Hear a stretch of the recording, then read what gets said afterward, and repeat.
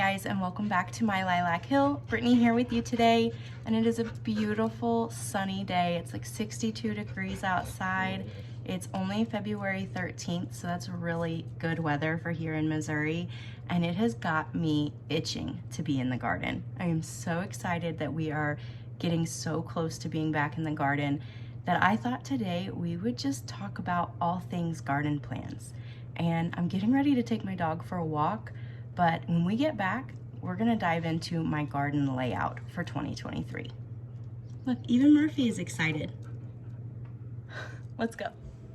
Okay, so I am just gonna keep this video very, very simple, and I want to preface everything that I am about to say with, I am notorious for changing my mind, all the way up to actually putting everything in the ground. So none of this is set in stone, but this is kind of my general plan or idea for my vegetable garden. Now I will have some fruits in that garden as well. We'll get into that here in a minute, but this is not where I'm putting my cut flowers. I did tell you all that I'm doing some specialty cut flowers this year.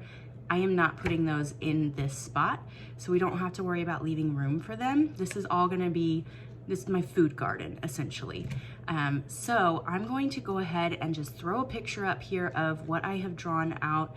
That way you guys can kind of follow along, and I'm just gonna go off of that picture and kind of walk you through what I have planned generally for the 2023 growing season. Last year, I did garden in this exact same spot, but this year I'm gonna be expanding the garden quite a bit. So it's gonna be about 1.5 times the size that my garden was last year.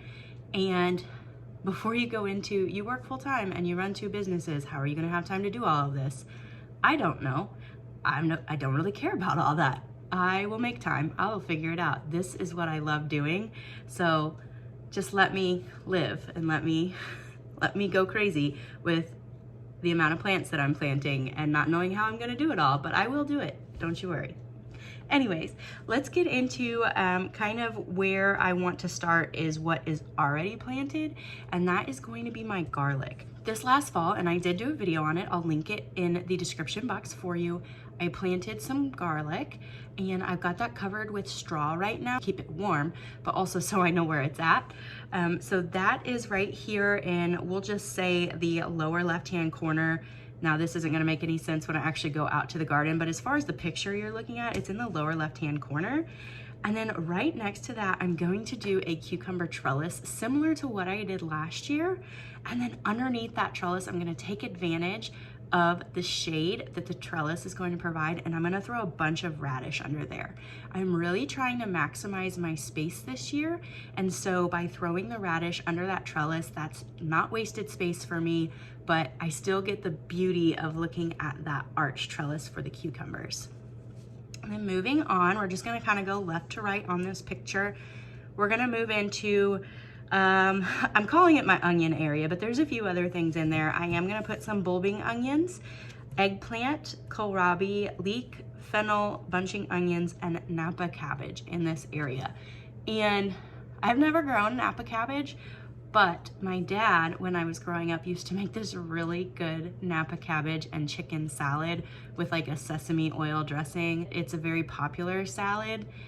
If you've ever had it, you know what I'm talking about, but it is so delicious, and that is the only reason I'm growing Napa cabbage. I would grow any other kind of cabbage if I was just eating it for cabbage, but you have to have Napa cabbage for this salad. So we're throwing that in there. Who knows if it's gonna work out, but I'm really excited to give it a shot this year.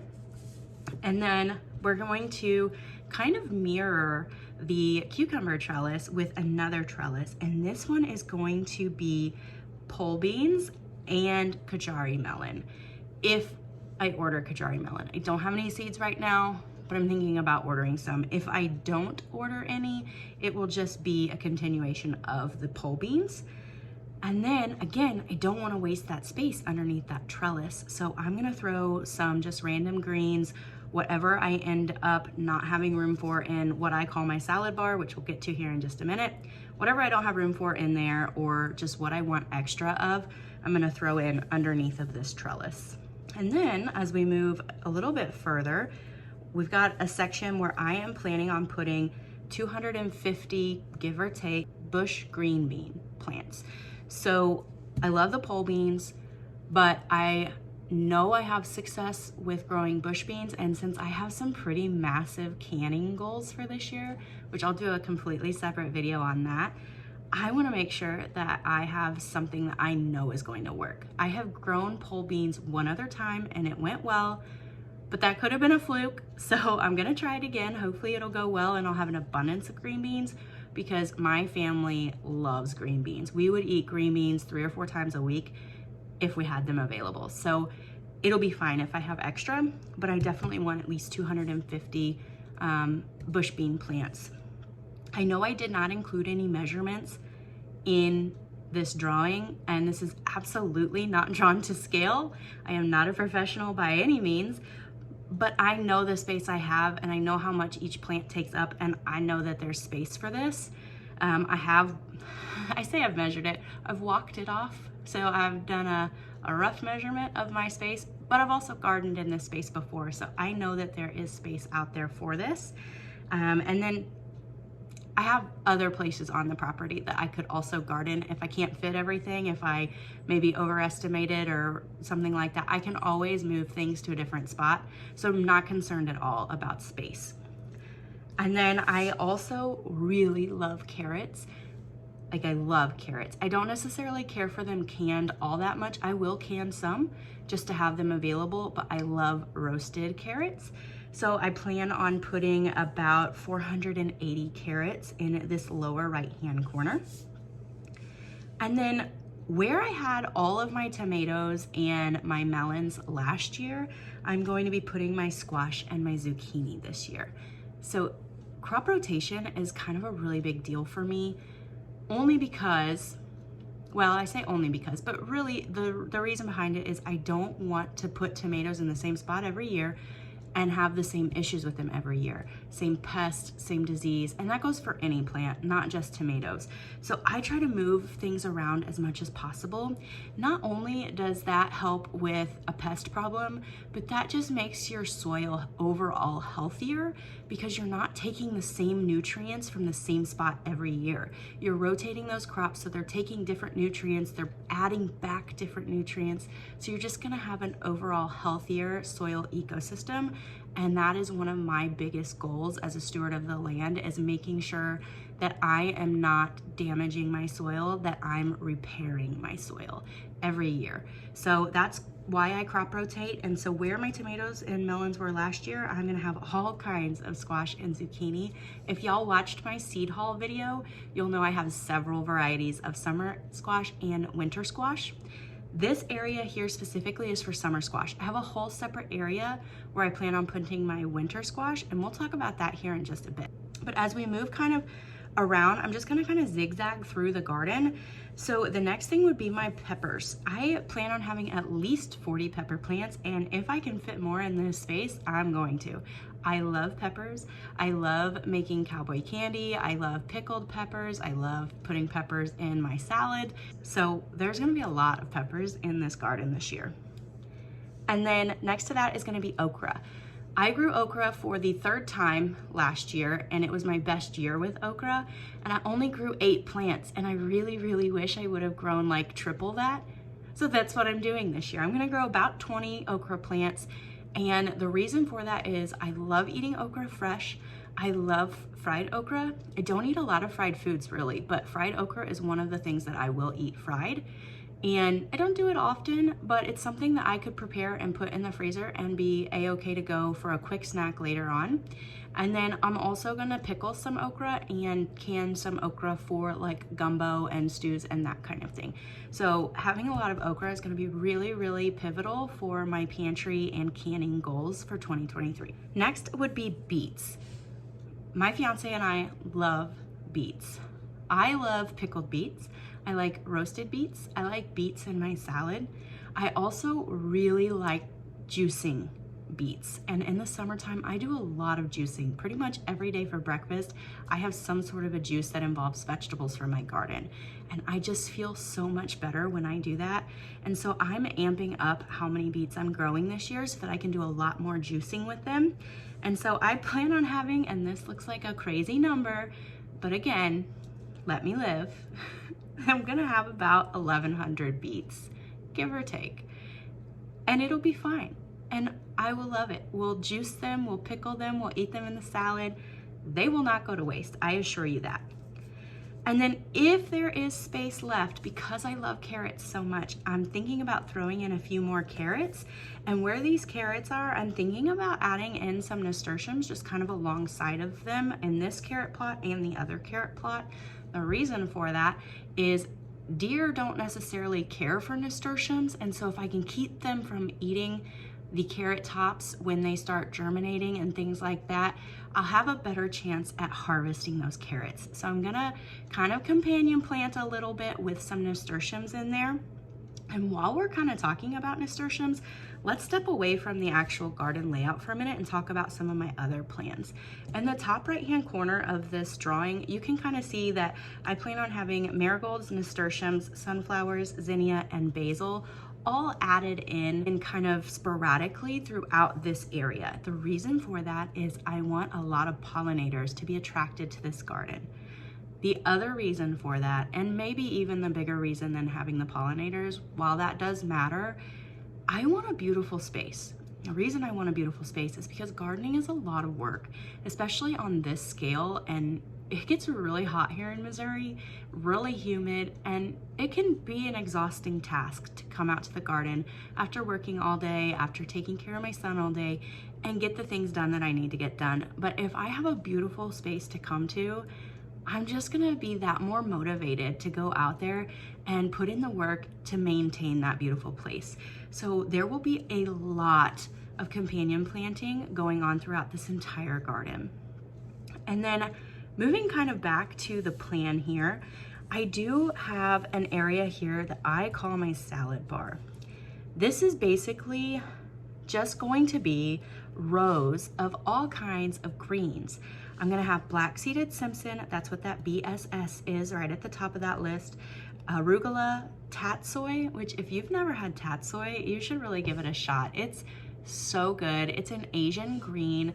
I guess it's kind of similar to bok choy. It's in that same kind of family, but it grows so prolifically and it makes such a good stir fry or even just a salad. And then I'm gonna have some Swiss chard. I did not grow Swiss chard last year, but I grew Swiss chard in 2021 for my CSA program, and I loved it. The rainbow Swiss chard was just so beautiful, and it was just a great addition to pretty much any meal. I cooked it as a sauteed side dish, and I also just ate it as a green in my salad, and it added a lot of really bright color and texture to my salad. And that's one thing that I really love, is adding all different kinds of color and texture to my food to get those nutrients into my body. And then the next thing I have listed is collards. I've never grown collards. In fact, I've eaten collards only once in my life, and I thought it was really good, but I've never made them myself. I've never bought them at the store, and I've never grown them. So this is gonna be something completely new to me, and I'm really excited for that. And then the next thing I have here is kale. Kale is something that I will never not grow. It is one of my staples. I love it so much, and it just keeps producing. So even if some of my other greens don't do well, I know I can depend on my kale. And then I have butter crunch. Now, butter crunch lettuce is really, really good. I've not had the best luck with it, and so I'm just taking another stab at it this year, and I'm determined to get it right. So if you have had trouble with your butter crunch heading and just kind of growing to maturity, mine always starts out going really, really good, and then I don't know if it just gets too hot if I didn't put it in early enough, but it just wilts away and does not do anything. So if you have really good luck with butter crunch, please let me know what some of your tips and tricks are. Same with Salanova. Salanova is the next thing on the list. It's another one that I have struggled with, but I am determined to get it right. And so if you've grown Salanova successfully in Garden Zone 6B, which 6A, 6B is kind of where I'm at. I'm kind of on the edge. But if you've grown successfully in that area, please let me know what your tips and tricks are. And then I have mustard and spinach to wrap it up. I have grown both of these and I have loved both of these. really the only reason I'm growing mustard this year is because I have a lot of seed that I need to get used up. I have had some of these seeds since 2020, and while they're still good, they have not gone bad because I've stored them properly. The germination rate is gonna go down over time. So I just wanna get those seeds used so that I can buy new seeds and just make sure that none of the seeds that I have purchased go to waste. And then as we kind of head back to this last kind of section of the garden, and at this point, because of where my fence line is, it is gonna kind of diagonal down, so it kind of forms like a triangle at this point in the garden. But I will be growing celery, and if I can fit a few more carrots in there, why not? I don't need a whole plot of celery here, so likely it'll be more carrots because that's what I have seed for. And then these last 3 little rows here are gonna be 3 rows of tomatoes, and there will be approximately 30 tomatoes on each row. And I plan on doing the Florida weave method, which when I get to that stage of the garden, I'll definitely bring you along and show you how I do that. But that's just, in my opinion, the most cost-effective and the route that I want to take this year as far as trellising my tomatoes. And I have all different kinds of tomatoes that I will be growing. I did not write out exactly what variety will go on each row and how many, and that's going to come down to my success with seed starting.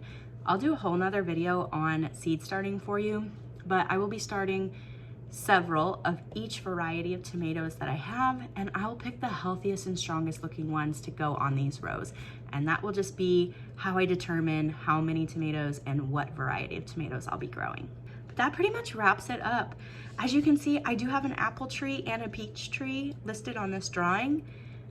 Last year, they both put on fruit like crazy, and I thought I was gonna have a phenomenal harvest off of both the peach tree and the apple tree. And those pesky Japanese beetles got to them before they were ripe and destroyed all of it. I did not harvest a single apple or a single peach because of those Japanese beetles.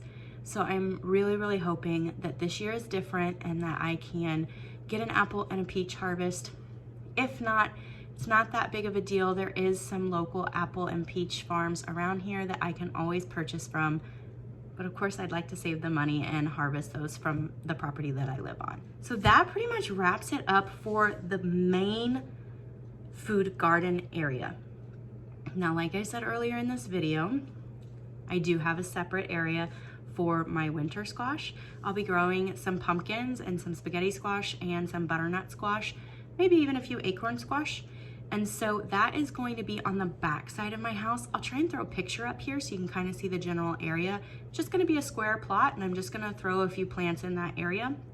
It's also gonna be where I put my potatoes. You'll notice I didn't mention any potatoes in this drawing, and that is because I'm gonna be doing the Ruth Stout method of growing my potatoes this year, and it's gonna be on the back side of my house, which is really right adjacent to this food garden, but there was just not space in this area, so I'm kind of moving over a little bit on the property.